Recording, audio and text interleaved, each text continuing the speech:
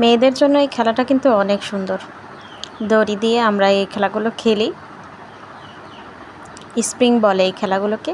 Spring খেলা শেষ হয়ে গেলে এবার বলগুলো নিয়ে নিক্ষেপ করছে এই গোলাকারের মধ্য দিয়ে যেতে হবে। এই মেয়েটা চলে গেছে, এবার ও বল নিয়ে এবারে এইখান দিয়ে এই বেলুনের কাছে বলটা দিতে হবে, বেলুনকে ছোঁয়াতে হবে, মানে বেলুনকে ফাটাতে হবে। কে আগে পারবে আমরা এবারে অপেক্ষা করব এগুলো দেখার জন্য। দেখতে থাকুন। হ্যাঁ, লাল থ্রি পিস পরা মেয়েটি পেরে গেছে। এবার এই বলটি দিতে হবে এর ভেতরে।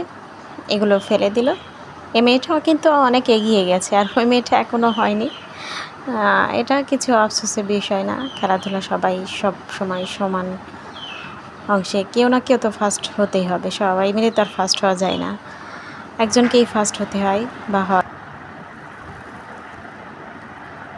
এবার এই ফুলের মধ্য দিয়ে এই বলগুলো এই গোলের মধ্যে দিয়ে পড়তে হবে বা নির্দিষ্ট জায়গায় যেতে হবে।